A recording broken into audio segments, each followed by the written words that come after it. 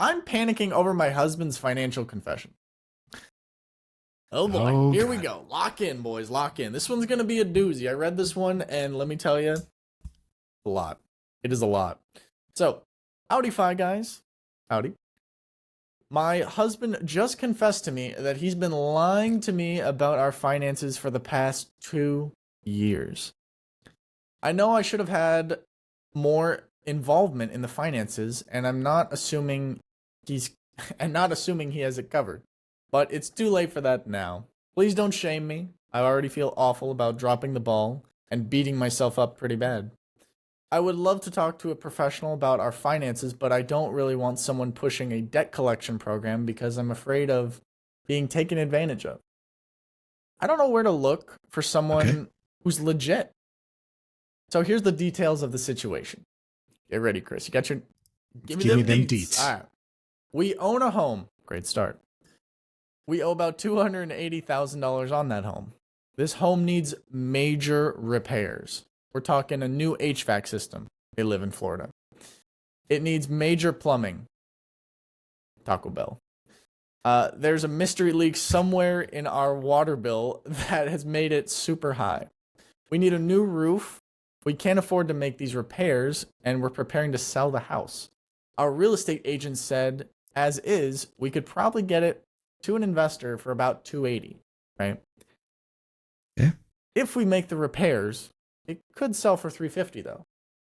So it's sizable. It's a good difference. Yeah, but how much are those repairs going to cost? Like a new roof, expensive. Major plumbing. Mm-hmm. Yeah, the roof, 30 grand. You think 30? Right there. I think guess so. It depends on the size of the house. I mean, a new air conditioner is $8.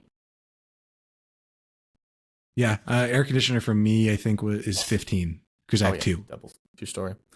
All right. We're planning on moving us and our 4 kids north to help out my chronically ill mother. Her health is failing. 4 kids. 4 kids. Oh boy. Her health is failing and she needs our help. Already hear about that.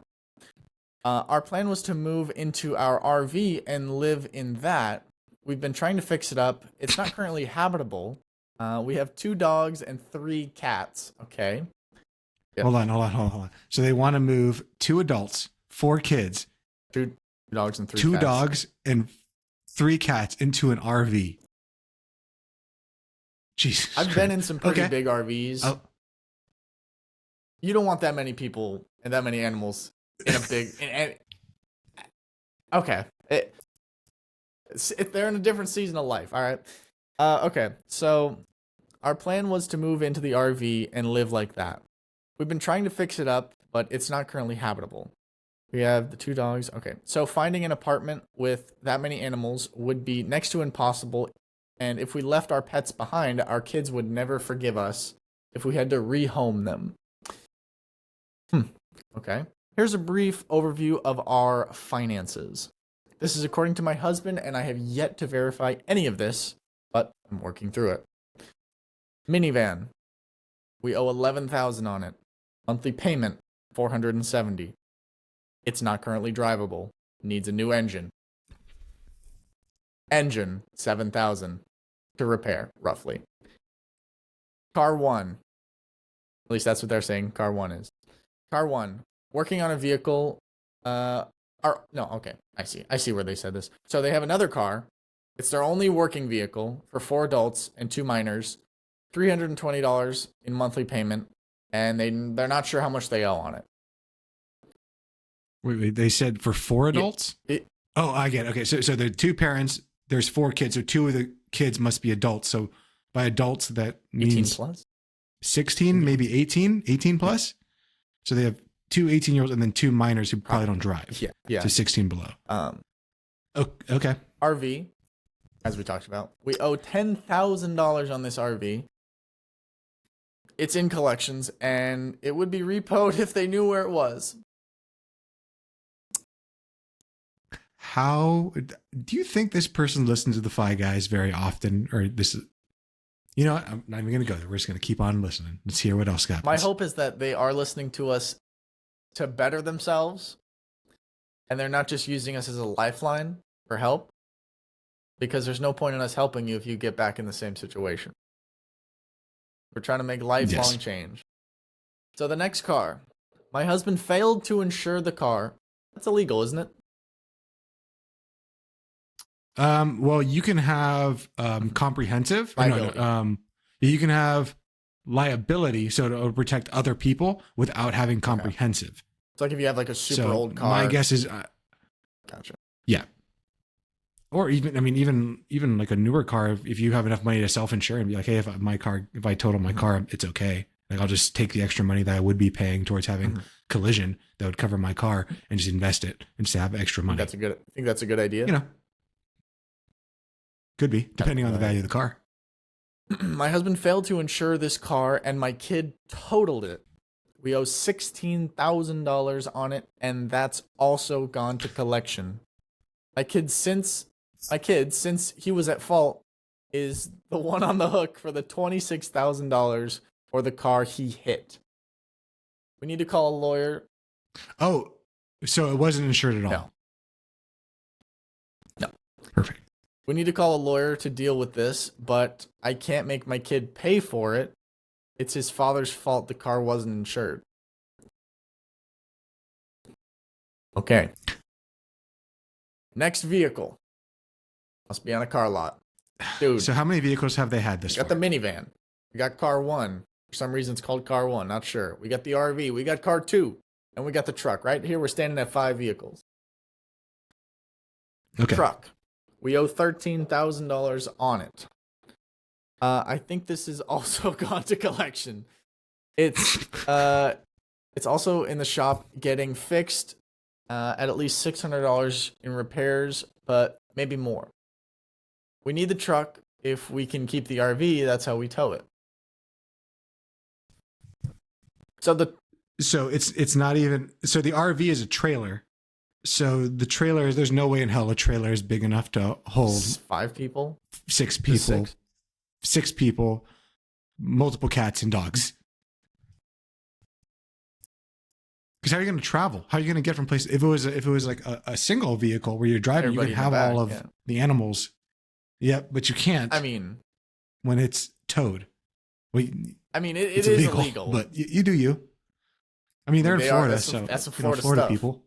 I've seen, dude. Some Florida stuff. Yeah. Let's get on with it. Personal loan. All right, loan. what else they got? We owe $1,400. It's in collection. Another personal loan or card. I don't know. Maybe $5,000 in collections.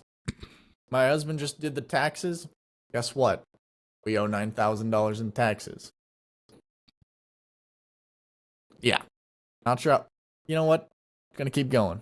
I'm gonna muscle through this.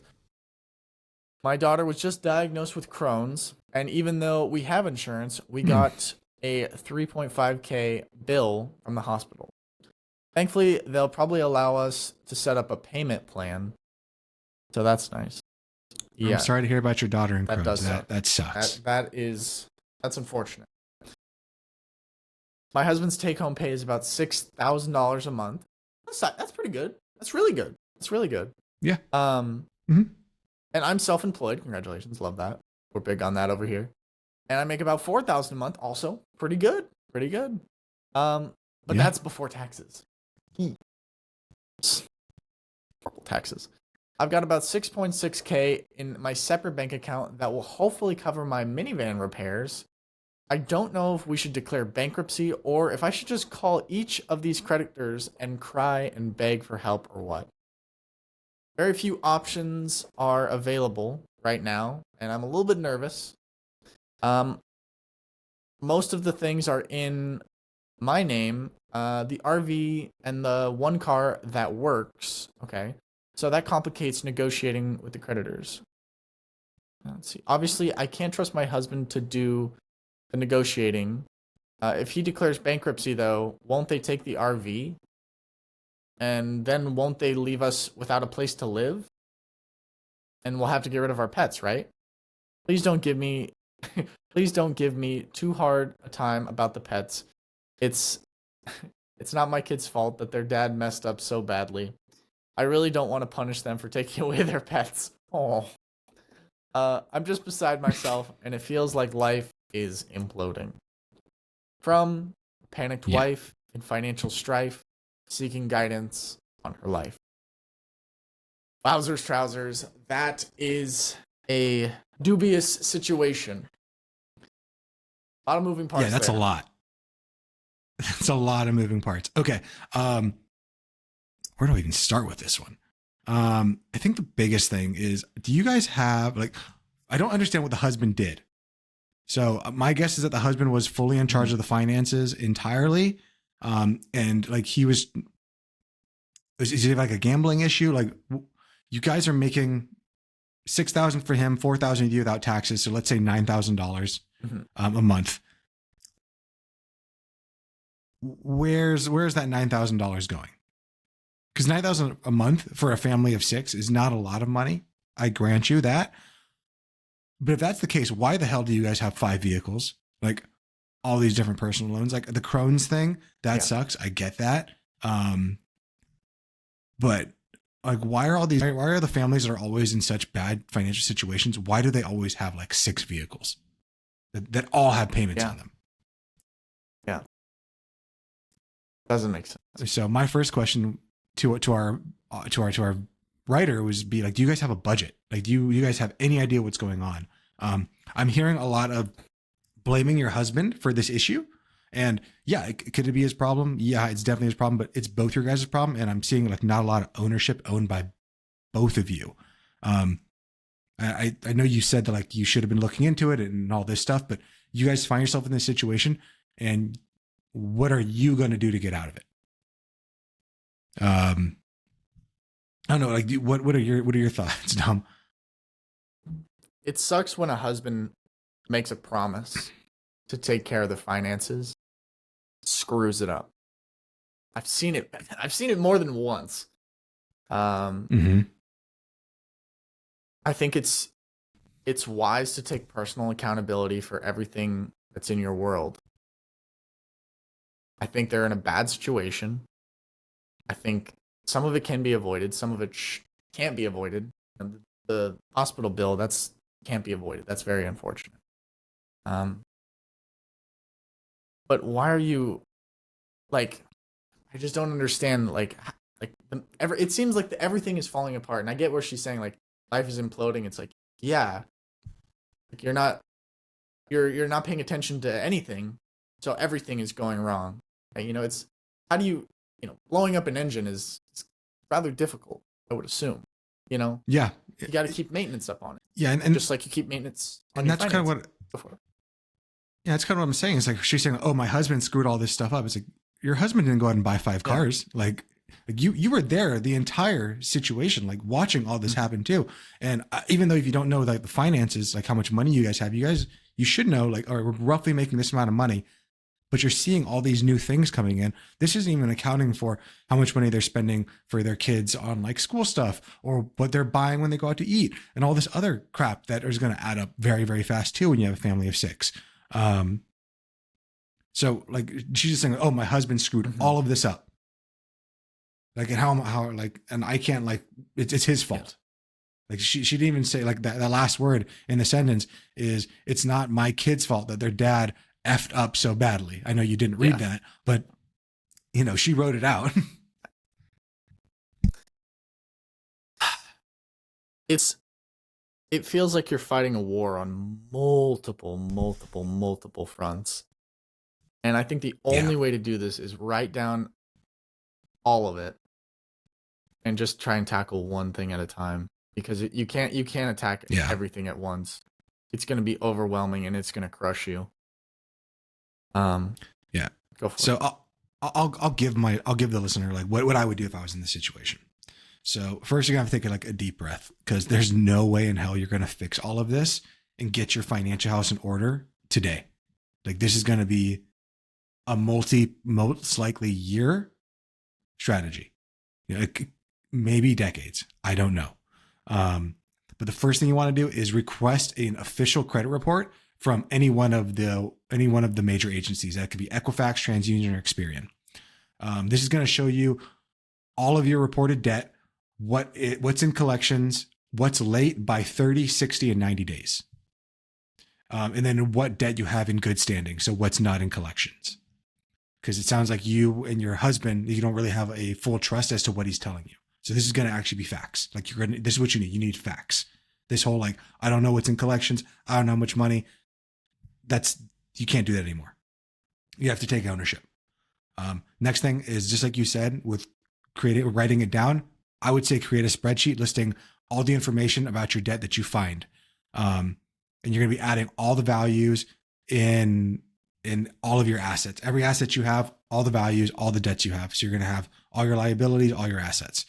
Then you're going to gather all the statements from your credit cards, your debit cards, your savings accounts, your bank accounts, all those. You're going to need all of those too. Then you're going to figure out how much money do you have liquid to you? What can we sell? What around the house can we get rid of to start bringing in money? Do we have an investment account? I really doubt it, but like where do we have money that we can start to get? And then after that, we're going to look at all those statements over the last 3 months and determine where all the money is going. Because like you said, or like we said, they're making like $9,000. Where's all that money going? Because you're going to need to start throwing it at this debt aggressively. You know, she said, should I declare bankruptcy? Honestly, maybe. I don't know what to tell her on that. What I would say for that is you definitely want to talk to a bankruptcy attorney and get a free consultation and some advice on there. But I don't think that bankruptcy is the first thing to go to, especially if you haven't tried to pay down any of these debts. And it doesn't sound like she has. It sounds like they've just let everything go to collection. And maybe the husband, his whole thing was, if I ignore it long enough, it'll go away. Terrible strategy. Terrible strategy. So if you want to go to episode 32, all about bankruptcy, so you can understand that process a little bit better before you go down that route, but you need to get a consultation. If you're really in danger of getting all the 3 vehicles repossessed, your credit's already fucked. So selling the house will be awful for you because not only can you not get an apartment because you have 2 dogs and 3 cats, and I have 3 dogs and a cat, and I love my animals, and there's no way I get rid of my animals. So I understand where she's saying like going with the animals is a no-go. I probably understand that more than other people. But even disregard the animals, your credit's probably so effed that you wouldn't even be able to get into an apartment. Yeah.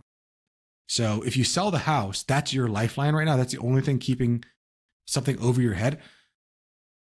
Yeah, if you declare bankruptcy, the RV is gone, which it already should be gone because it sounds like they're trying to repossess it. The cars are probably going to be gone, but the one thing you do get to keep is the house. And yeah, the house sounds like it's effed too, but at least you have something. You have a roof over your head. Even if it's not perfect. So you have a broken roof over your head, yeah. But like it sounds like you have a broken foundation in your finances, in your level of communication, in the family unit. There's a lot of stuff here. Your idea to like sell the house and leave the state and live in your RV that's trying to be repossessed is not an option. No, it really isn't, unless you can move in with your mother who's sick and like move the whole family and the cats and the dogs into that house. Like, could that be an option? I guess if that's an option, then you can do that. But I really doubt that grandma has like a home big enough to sustain that many people, especially if she's in failing health. Like that's going to be just awful on her as well. Yeah, absolutely. Yeah, but I really can't see a way out of this with you selling the house. Like, unless your whole family's gonna go up there and live with grandma. Yeah. Yeah. So what are our 2 debt strategies? There's the debt snowball, the debt avalanche. For this one, I would probably go snowball because just based off of like her not knowing, like obviously financially the debt avalanche is the better way to do it, where you're just going to go and find the one with the highest interest rate, take those out first. But it sounds like she probably has some pretty big ones. Like she said, she has a personal loan or cards with $5,000 on it. Like she needs to start somewhere. And you need to start paying down these strategies. You need to list them all out on that spreadsheet and just attack them strategically. We're going to take one out, then we're going to move on to the next one. Minimum payments and taking one and putting the rest towards that payment. You can't do this spray and pray approach where you're just trying to like throw money at everything because then nothing ever happens. Yeah. No. It's better to have yeah, this situation is bad. It's better to be concentrated on one at a time rather than spraying the hose everywhere. You're not gonna fight the interest doing it that way. Yeah. So biggest thing that she's gonna have to do is just, it comes down to how much money you make minus how much money you spend. It sounds like she has no idea how much money she's spending. She has no idea how much debt she has. Truly, she thinks she has an idea, but we need to have like real numbers as to what the hell is going on here in order to make real recommendations. But yeah, bankruptcy for this situation, based off everything they said, might be the right way to go. But yeah, you're going to lose all the vehicles and everything. But it sounds like most of the vehicles don't work anyways. So what's the point of having them? Yeah. That's a rough situation to be in.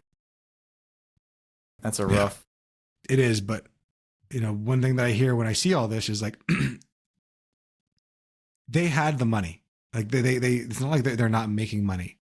Between them, they're probably making 140, 150 ish. And for a family of 6, is that enough? Probably not. It's not like a great life, but they had enough money to put themselves into this situation. And that's sometimes even more dangerous.